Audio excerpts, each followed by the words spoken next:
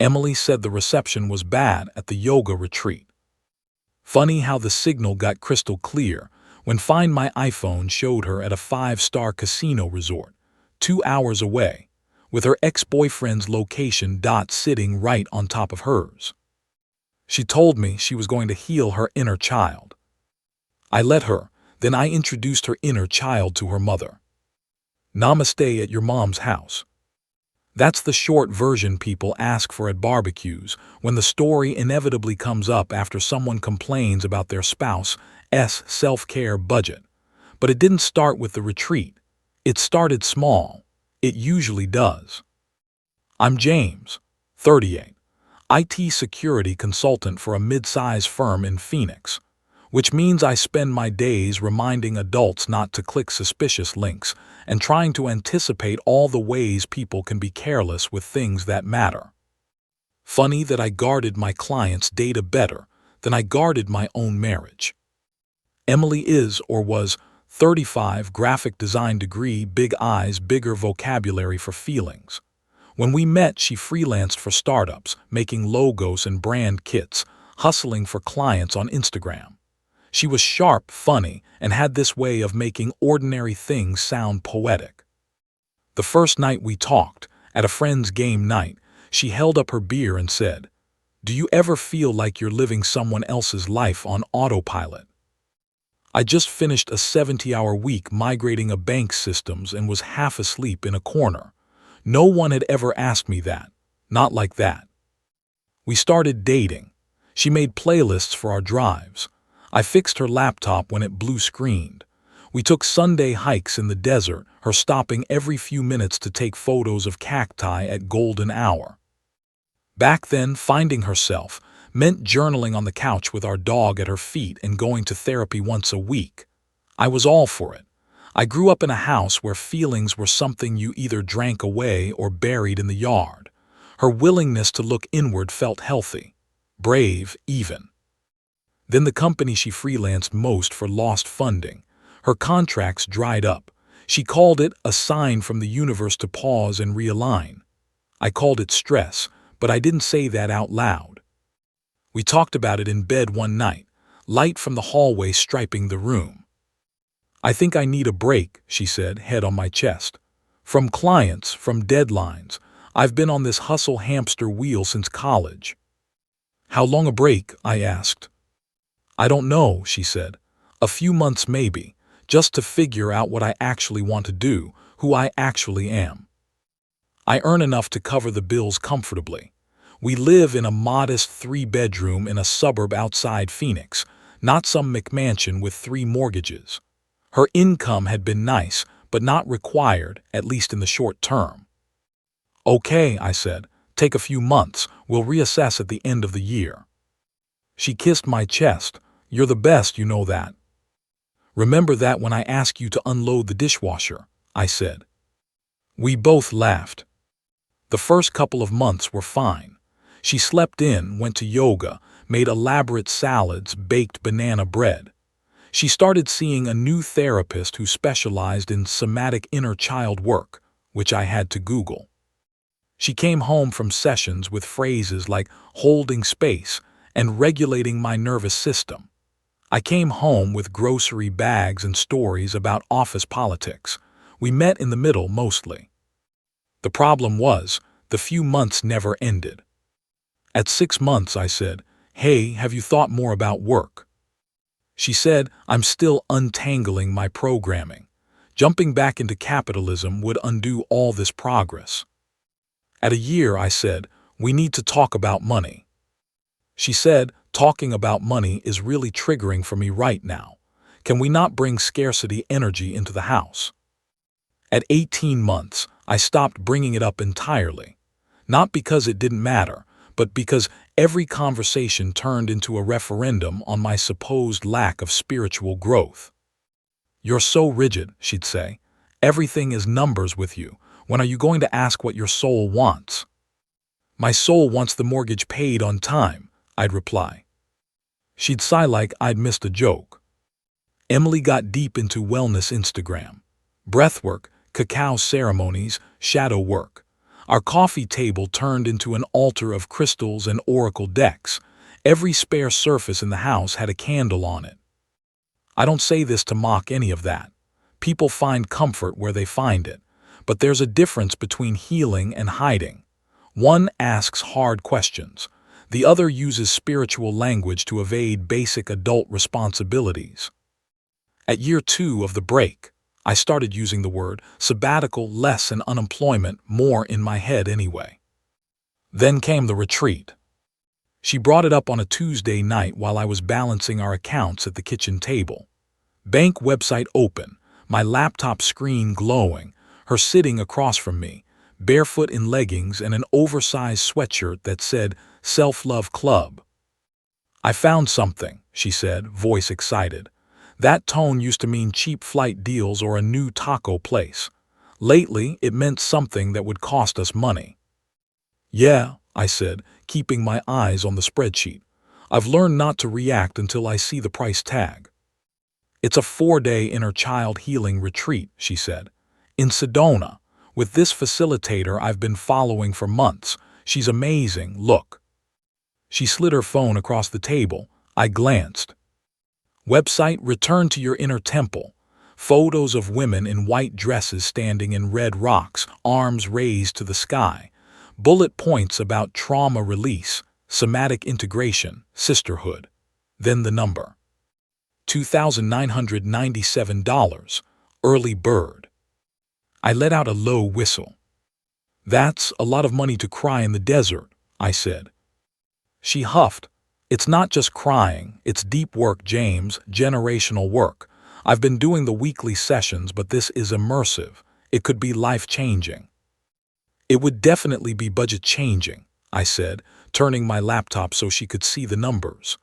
"We're fine, but we're not drop $3,000 on a long weekend fine on one income. Not without planning." She frowned. "You spend money on your stuff without asking me." "My stuff is property tax and car insurance," I said. "And your stupid gym membership," she added. "That's $45 a month," I said. "This is $3,000 in one shot." She leaned forward. "This is my mental health," she said. "Would you say that if I told you I needed surgery? Wow, babe, that's a lot of money to not die." "Needing a yoga trip in the desert is not the same as ignoring a ruptured appendix," I said. She crossed her arms tight across her chest. "You're minimizing," she said. "You know my history. You know what I went through as a kid. My inner child is screaming for attention, and you want me to shush her because she's too expensive." There it was, the guilt play. Her childhood had been rough. Chaos, neglect, a mother who cycled through boyfriends like seasons. She told me all that early on, sitting on my couch, knees drawn to her chest. I took it seriously. I still do. It explained a lot about her reactions. It did not mean we had unlimited funds for anything labeled healing. I exhaled slowly. "I'm not saying no," I said. "I'm saying not yet. Let's look at the calendar, the budget, see what we can move around. Maybe we can plan for one later this year." She looked at me like I'd suggested we throw her crystals in the trash. "Later this year," she repeated. "I need it now. Do you know how long I've been carrying this? My therapist says my nervous system is fried, that I'm in constant fight or flight. This could regulate me so much." "What does your therapist charge?" I asked. $180 a session, she said. "And how many have you had in the last 6 months?" I asked. She stared at me. "Why are you interrogating me like this? It's gross." "Because there's a pattern," I said. "New thing, new promise, big emotional pitch. This will fix me." The thing happens, you come back, and 3 weeks later we're right where we started, but with less money. Meditation classes, tarot workshops, plant medicine weekends. "Those were gifts," she cut in. "They were also charged to our card," I said. She pushed back from the table. "You're so stuck in scarcity mindset," she said. "Do you hear yourself? You're terrified to invest in anything that doesn't have a spreadsheet attached." "I invested in a house and a marriage," I said. "That seems like enough for a Tuesday." That's the thing, she said, standing now, voice rising. You think the house is the investment. I am the investment, James, me, my healing. Without that, all of this, she gestured around the kitchen, is built on trauma. I looked at her.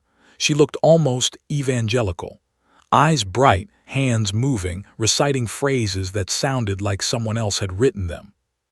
What if, I said slowly, your healing included getting a part-time job so you could pay for the things you want without putting us in a hole? Her face tightened. Wow, she said. So you want me to go back into the capitalist grind that broke me in the first place so you can feel safe? That's so on brand for you.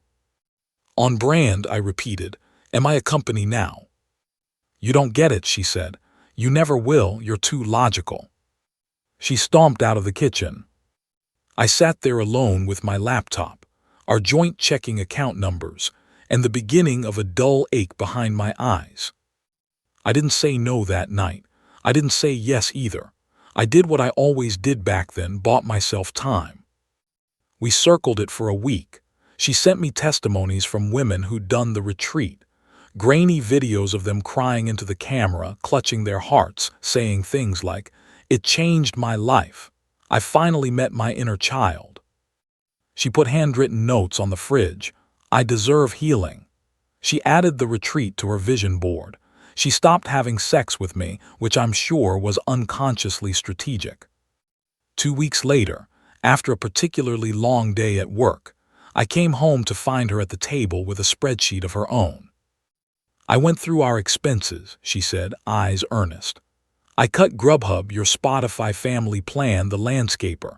If we're more mindful for the next couple months, we can swing the retreat. She'd color-coded it.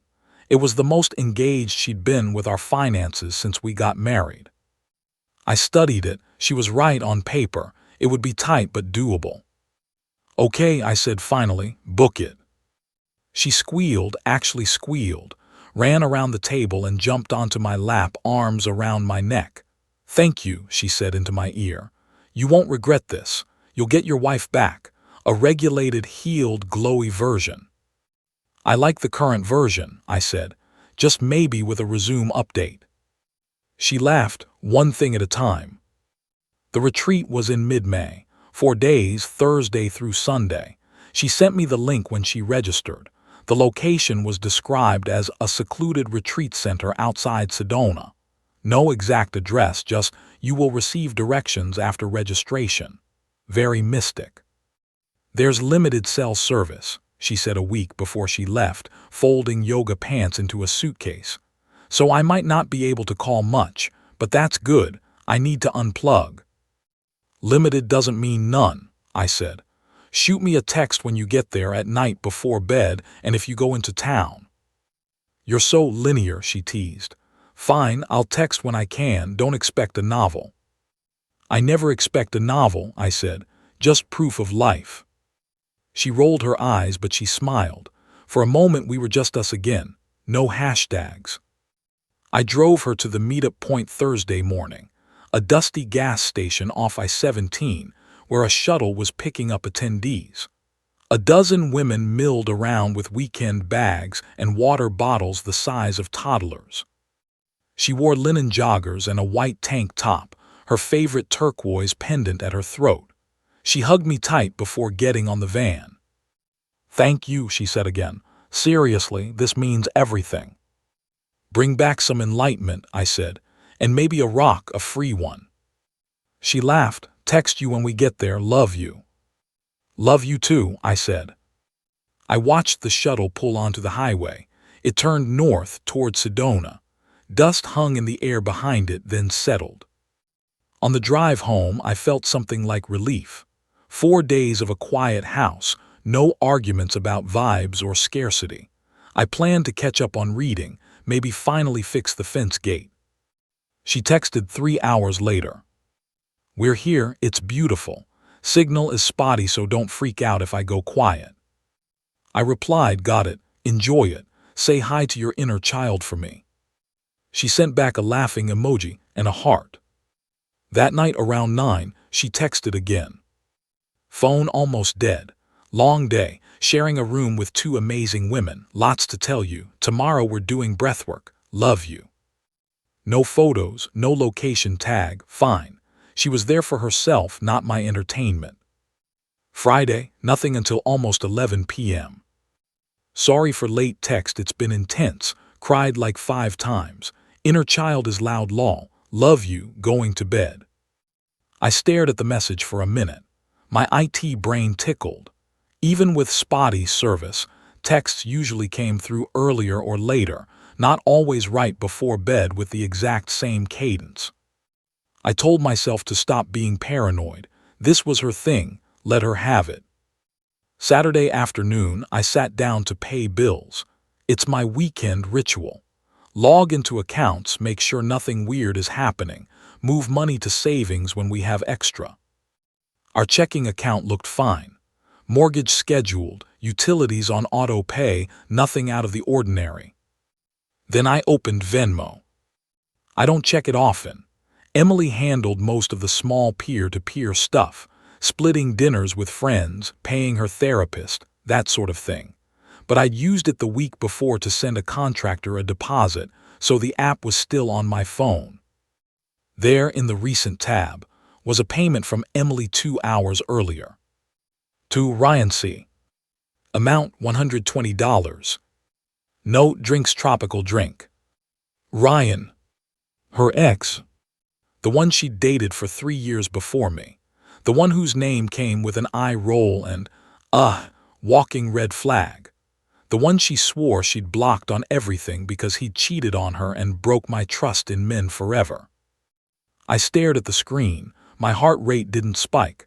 My hands didn't shake. I just felt myself go very still. It could be a coincidence. Some other Ryan, some shared friend, except I recognized the profile pic. I'd seen it once on her phone years ago when she showed me the idiot she used to waste time on. I clicked on it, scrolled. There, from 2 weeks ago, Ryan paid Emily $60 note, brunch. 2 months before that, Emily paid Ryan $45 note, tickets. Tickets to what? Brunch where? Drinks today. I backed out of the app, opened messages.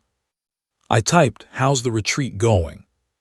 3 dots appeared, paused, disappeared, reappeared, finally.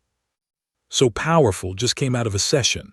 Can't really talk right now, I'm raw. Why?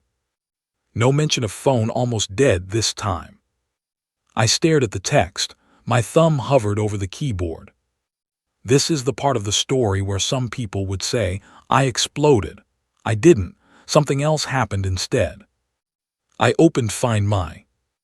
We set up family sharing a couple of years ago when she lost her phone at a farmer's market, and we spent 2 hours retracing her steps. Her dot and mine had lived happily together on that app since. Today, according to the little green circle on my screen, Emily was not in Sedona. She was at Desert Star Casino and Resort. Not exactly the rustic inner temple the brochure had promised. I zoomed in just to be sure. The map showed the big crescent of the hotel tower, the aqua splash of the pool, the blinking pin dead center on the top floors. 2 dots, hers and another labeled Ryan's iPhone. Almost overlapping. Reception is bad though. Funny how GPS works without full bars. I took a screenshot, not because I planned to send it to her, not yet, because some part of me needed a physical artifact to point at later and say, see, I didn't make this up. My phone buzzed again. Everything okay? You never text during the day this much. I stared at the words, read them as what they were, a temperature check. How much does he know? I replied, everything's clearer than it's been in a while. 3 dots, then. What does that mean? I didn't answer. Instead, I set the phone face down on the table and just sat. You think the breaking point will feel like a bomb going off. For me, it felt like the opposite. Like someone had been running a projector in my head for 2 years, playing the same loop. She's struggling, she's healing, be patient. And suddenly the film burned out.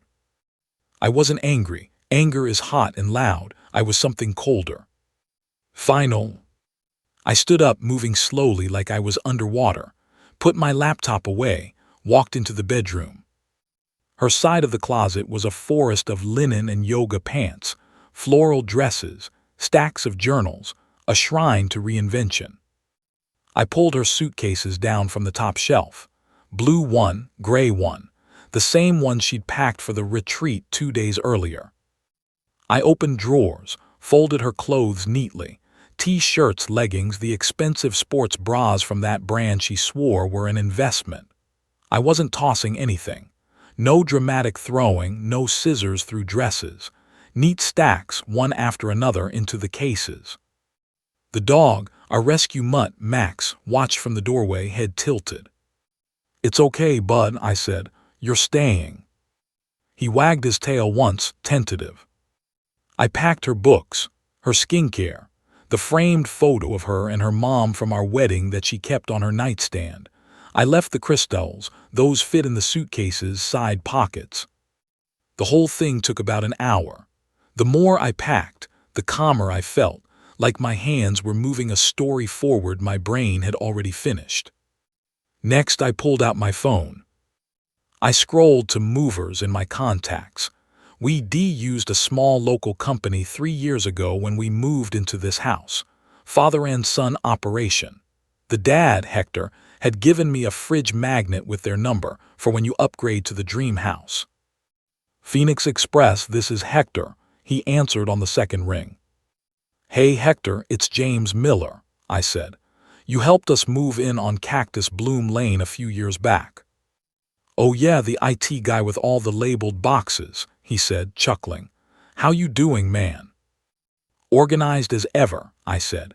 "Listen, this is short notice, but any chance you have a truck available tomorrow morning for a partial move? Just some bedroom and closet stuff, going to an address in Glendale." He paused. "Let me check," he said. I heard keyboard clacking. "I can have my son and a guy there at 9. Shouldn't be a big job if it's just some furniture or boxes." "No furniture," I said. "Just suitcases, some boxes, a few personal items, all packed, in and out." "No problem," he said. "Same rate as before. You need any packing materials?" "I'm good," I said. "I'll text you the pickup and drop-off addresses." "Got it," he said. "Everything okay over there?" "Finally, yeah," I said. "See you at 9. Next call, my in-laws. Emily's parents live in Glendale, 40 minutes west, in the same house she grew up in. Her mom, Linda, is sweet and anxious, the kind of woman who sends you 4 texts in a row because she thinks of things in pieces. Her dad, Frank, is gruff but not unkind. He's also extremely protective of his daughter, understandably, given her upbringing. I called Linda first. "James," she said, surprised. "Everything okay? Is Emmy all right?" "She's physically fine as far as I know," I said. "We need to talk, though. Is Frank home?" "He's in the garage," she said. "I can put you on speaker." I heard shuffling, the echo of a larger room. "You're on speaker," she said. "Hey, Frank," I said. "Hey, son," he said. "What's going on?" I chose my words carefully. They didn't need every detail in high definition, but they needed enough. "Emily told me she was at a yoga retreat in Sedona this weekend," I said. "I paid $3,000 for it. Today I found out she's actually at Desert Star Casino with Ryan." Silence, then Linda's soft, "Oh, Emmy." "Ryan from Tempe?" Frank asked, voice tightening. "Same one," I said. "What did she say?" Linda asked quickly. "Maybe it's a misunderstanding." "I haven't confronted her yet," I said. "I wanted to have a plan before the emotions." "That sounds like you," Frank said, a little grudging respect in his voice. "I'm done, Linda," I said quietly. "I've been supporting her for 2 years while she finds herself. I've bent over backwards to fund every healing modality she's wanted. This isn't her being lost. This is her making choices." I heard Linda sniffle. "She's always been impulsive," she said. "She doesn't think things through." "Actions have consequences," I said. "She asked for space to find herself. I'm giving her a different kind of space now. What are you thinking? Frank asked. I've packed her things, I said. I've hired movers for tomorrow morning. I'd like to send her bags to your house. She'll need somewhere to land when she realizes this retreat is over. More silence. I could hear the TV faintly in the background, some game show host yelling about prizes. You kicking her out, Frank said finally. I'm ending a situation that stopped being a marriage a while ago, I said. I'm not putting her on the street. I'm sending her to family. Linda, he said. We'll take her, Linda said immediately. Of course we will. She can stay here as long as she needs. She's our baby. I know, I said. I'm sorry to drop this on you. I'm sorry she put you in this position, Linda said, surprising me. You've been good to her, maybe too good. Let us know what time, Frank said. I'll clear space in the guest room. Truck will be there around 10, I said. And when she calls you, because she will, I'd appreciate it if you told her this was my boundary, not some conspiracy. I own that. I won't throw you under the bus, he said. But I'm gonna tell her the truth too. She's not 16. She knows better. Thank you, I said. After I hung up, I opened my banking app and moved half of our joint savings into a separate account in my name only. Not all of it, just enough that if she decided to get creative with withdrawals when she got home, she couldn't drain us with a few taps. I canceled the backup credit card she had on her phone wallet. I left the primary active. She'd need to rent a car or pay for a ride home from the casino. I wasn't out to strand her. I was just done funding the lies. It was around 5 p.m. when my phone started lighting up. Emily. Just leaving a session. You okay? Emily. James. Emily. You're freaking me out a little. I typed I'm fine. 3 dots, then. You feel weird. Are you mad at me? I stared at the screen, noticed the wording. Not did I do something, but are you mad? Like my reaction existed in a vacuum, unconnected to anything she'd chosen. I replied, we'll talk when you get home. She called immediately. I let it ring out. Voicemail. Her voicemail came through a minute later, voice breathy. Hey, I'm worried now. We'll talk when you get home sounds ominous. I'm literally in the middle of deep work, James. Can you not dump heavy stuff on me right now? Text me what it is, please. Love you. I didn't answer. I ate leftovers, watched a game I couldn't have summarized if you paid me, took Max for a walk around the block. The sky was turning that deep desert purple, neighbors' porch lights winking on one by one. Every few minutes my phone buzzed, calls, texts, variations on what's going on, and are you okay, and you're scaring me. I put the phone on Do Not Disturb. That night I slept in a bed that was half empty, and for the first time in a long time, not restless. I woke up before my alarm to the sound of a truck outside. Phoenix Express, right on time. Hector's son, Louis, and another guy hopped out, stretched, and gave me a wave. Morning, James, Louis said, ready to roll. Back bedroom, I said. 2 big suitcases, 6 boxes, 1 yoga mat bin, and a ring light case. He raised an eyebrow but didn't comment. Movers see a lot. They learn not to ask. They were in and out in 20 minutes. I tipped them extra. It wasn't their fault, they were part of an exorcism. When they drove off with Emily's life packed neatly in the back, headed toward Glendale, I went back inside and sat at the dining table with my phone. I typed the text I'd been composing in my head since the Venmo screen. Hey, Emily. I hope the retreat was everything you needed it to be. While you were healing your inner child, I was taking care of my inner adult. I know you're at Desert Star with Ryan. I know about the payments, the location, all of it. I'm not interested in excuses or spiritual metaphors for lying. You said you needed space to find yourself. I'm honoring that. I've packed your things and sent them to your parents' house. The keys, you have no longer work here. The mortgage, utilities, and accounts will be adjusted accordingly. Namaste at your mom's house. James. I read it over 3 times. No name calling. No, you're a terrible person. Just facts and a bad pun. I hit send. For a few blessed minutes, there was nothing. Just the hum of the fridge and the distant sound of a lawnmower on the next street. Then my phone started vibrating like a trapped animal. Emily. What are you talking about? Emily. James, this isn't funny. Emily. Are you serious right now? I didn't respond. She called, I let it ring. Again.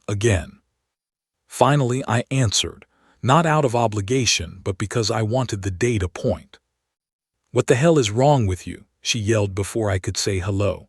Background noise, slot machines, crowd murmur, some pop song. Hi, I said. Reception seems decent at the retreat. She went silent for a beat. I could almost hear her recalibrating. We came into town for a break, she said quickly. They bussed us in for dinner. I told you signal was spotty. Desert Star Casino is in town for any yoga retreat I've ever heard of, I said. But let's not insult both our intelligences. I know where you've been, Em. I know who you've been sending money to. It's not what you think, she said immediately. Then what is it? I asked. He's just a friend, she said. We ran into each other a few months ago at Whole Foods. He's been going through stuff and we've been supporting each other. Financially too, apparently, I said. Is that part of your inner child work? You're twisting everything, she snapped. I didn't tell you about dinner because I knew you'd freak out like this. You're so controlling. That word, the classic. Wanting to know where my wife is when she says she's in the woods and she's actually at a casino with her cheating ex is not control, I said. It's pattern recognition. You tracked me, she said. Do you know how violating that feels? My nervous system is literally shaking right now. You shared your location with me, I said. You said it made you feel safe. Turns out it made me feel sane. That's a bonus. You had no right to go through my Venmo, she added. We share finances, I said. Your drinks are my drinks, remember. This is exactly why I didn't tell you, she said. You make everything into a crime. I just needed to reconnect with someone who knew me before all of this. Before what? I asked. Before you decided working was beneath your spiritual vibration, before you spent our money on sound baths. You're mocking my healing, she said. That's sick. No, I said. I'm pointing out that you used healing as cover to cheat. There's a difference. You don't know anything, she said. Nothing happened. You're at a resort with your ex, I said. You've been hiding contact and money transfers. I don't actually need details. The headline is enough.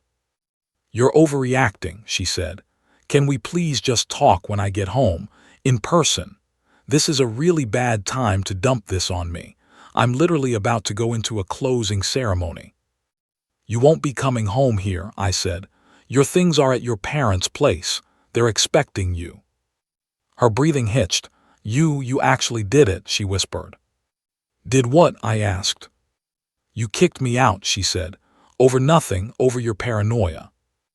Over choices, I said. Yours, not mine. You didn't even give me a chance to explain, she said, her voice breaking. You had dozens of chances over the last 2 years, Emily, I said calmly. Every time you lied by omission, every time you chose a retreat over a job application, every time you called my very reasonable concerns scarcity mindset instead of talking about them. This isn't about this weekend. This is the invoice for the whole pattern. Silence, I could hear her swallow. Please, she said finally small. Can we just pause this? Let me finish the retreat. I'll come home, we'll sit down, we'll go to therapy, we can fix this. I already paused for 2 years, I said. I'm hitting play now, on my life. You're abandoning me, she said, anger flashing back.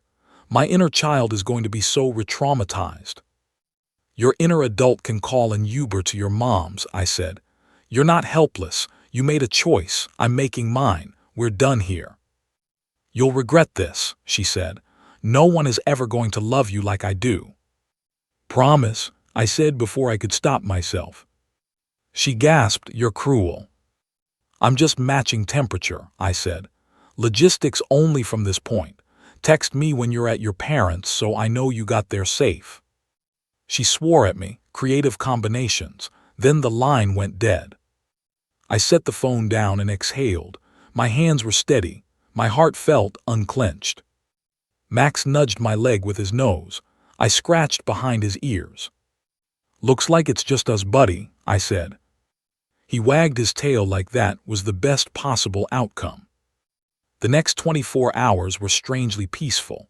No phone buzzing every 5 minutes with some pseudo-spiritual meme. No background commentary about my energy. I washed the dishes, took out the trash, did a load of laundry, half as much now, literally. I opened the windows and let the dry desert air move through the rooms. My phone did light up a few times. Linda called to say Emily had arrived, voice thick. She's upset, she said, understatement of the century. I'm sure, I said. Did she get the story out? She said you blindsided her, Linda said, that you freaked out over a girls' night in town. And what do you think? I asked. I think my daughter lies to herself a lot, she said quietly, and to other people. Frank told her flat out she'd made her bed. She slammed the door to her old room like she was 17 again. I'm sorry you're in the blast radius, I said. She's our blast, Linda said. We signed up for it, you didn't. I didn't know what to say to that, so I said, thank you for taking her in. Of course, she said. You take care of you now, James, you've done enough. That night I slept even better. The following week was logistics, unromantic, unglamorous, deeply satisfying. I met with a lawyer, Melissa again. She raised her eyebrows when I walked into her office. Deja vu, she said, or did you finally hit the line? The line hit me, I said, at a casino. I laid it out. The retreat money, the Venmo payments, Ryan, Find My, the movers, the text. She nodded as I talked. You did all the emotional work up front, she said. Makes my job easier. We went through the usual, division of assets, the house, the car she drove but I paid for, the joint accounts. No kids, thank God, just one stubborn dog who'd already chosen his side. You're in a strong position financially, she said. You've been the sole earner for 2 years. The house is in your name only. Arizona's a community property state, but that doesn't mean she gets half of everything permanently. We can negotiate something fair that doesn't reward her for 2 years of not contributing. I'm not trying to bleed her dry, I said. I just don't want to be punished for having my life together. I'll make sure you're not, she said. She suggested I close the joint checking and open a new individual one, switch my direct deposit, and give Emily a check for her share of what was in there that day. Think of it as a settlement of the past, she said. Then we deal with the future separately. I did exactly that. It felt like severing an invisible cord. A weight came off my shoulders with every account I updated. Emily, for her part, shifted into a new phase, negotiation. The text changed tone. I can't believe you're throwing away 5 years over one mistake. We were already in trouble, you know that. This is reactive. My therapist says you're acting from your wounded masculine. Can we at least do a trial separation before divorce? I answered a few minimally. You made a series of choices. This is my response. We've been in a trial separation emotionally for a long time. This is just the paperwork. She called once more, late one night. I just don't understand how you can be so calm, she said. Do I mean nothing to you? You meant a lot, I said. That's why I held on this long. That's why this hurts less than it should. I already grieved the version of us that worked. I hate you, she said, then started crying. I just don't know who I am without you. Maybe that's the work you actually needed to do, I said. At home, with a job, not in Sedona for 3 grand with an X on the side. "You're so judgmental," she said. "Judgment is calling something what it is," I said. "Lying is you calling it something else. I'm done participating." She hung up on me. That was the last real conversation we had. I saw pieces of her life in the months after through other people's screens. Friends would send me screenshots of her Instagram. Emily doing yoga in Linda's backyard. Captions about moving back home to reconnect with my roots. No mention of casinos or Ryans. She booked another retreat 6 months later, this one crowdfunded. Her followers paid for her to continue her journey. Someone sent me the link. I didn't click. I wasn't interested in the sequels. As for me, my life got boring, in the best possible way. Mornings, alarm at 6, coffee, walk max. No one lecturing me about caffeine's effect on vibrational frequency. Work, gym, evenings, actual dinners made in my kitchen, eaten at my table, in a house that no longer smelled like incense and candle wax. Sometimes I'd sit in the living room with all the lights off, just the glow from a lamp, and listen to the quiet. You don't realize how loud someone else's chaos is until you're not living in it anymore. The money helped too. I won't pretend otherwise. Without Emily's retreats, therapies, workshops, and I needed to Venmo her, she's my healer, gifts, my bank account started to look like it belonged to a grown man instead of a patron of the New Age arts. I paid off my car a year early. I bumped my 401k contributions. I put an extra payment on the principal of the house every other month. I took a trip to Seattle to see my brother and actually stayed in a hotel without wondering if we'd have to eat ramen for 3 weeks after. For once, finding myself meant realizing who I was when I wasn't managing someone else's emotional weather all day. I was someone who liked order, who liked to cook on Sundays and meal prep, who liked walks at dusk when the heat broke, who read sci-fi novels and occasionally cried at the sad parts, who didn't actually need a partner to be complete but would appreciate one who understood that self-care includes keeping your word. About a year after the divorce was finalized, I met Kara at a friend's cookout. She worked in accounting, had a dark sense of humor, and rolled her eyes when someone started talking about Mercury retrograde. We clicked slowly, gently. On our 5th date over breakfast, she said, "Tell me something hard you've learned." I thought for a second. Supporting someone isn't the same as enabling them, I said, and loving someone doesn't mean you have to bankroll their worst impulses. She nodded. "Someone made you pay tuition on that one." "Yeah," I said, "but the degree's worth it." She smiled. "For what it's worth, if I ever go to a yoga retreat, it'll be the kind where you actually do yoga, with the group, that you know the address of." "And if reception is bad?" I asked. She shrugged. "I'll send you a picture of me holding today's newspaper with some mountains in the background." I laughed. Deal. People sometimes ask if I ever talk to Emily again. Not really. We exchanged a few emails through lawyers about the house and some lingering belongings. She wanted a particular painting back. I mailed it, bubble-wrapped. She kept Max's old bandana by mistake. I told her to let it go. If I see her occasionally in tagged photos on mutual friends' feeds, smiling on a beach somewhere with a new man, I scroll past. It's not my business anymore. Maybe she actually finds herself this time. Maybe she just finds better lighting. Either way, I'm not the one paying for the search. Emily said the reception was bad at the yoga retreat. What was really bad was her reception of what marriage meant. I supported her while she was finding herself. In the end, I realized I'd been letting her lose me in the process. So I drew a line in the red desert sand. On one side, excuses in spiritual packaging, broken promises, drained bank accounts. On the other, a quiet house, a full account, a man who finally believed his own eyes. "Namaste at your mom's house" wasn't just a petty text.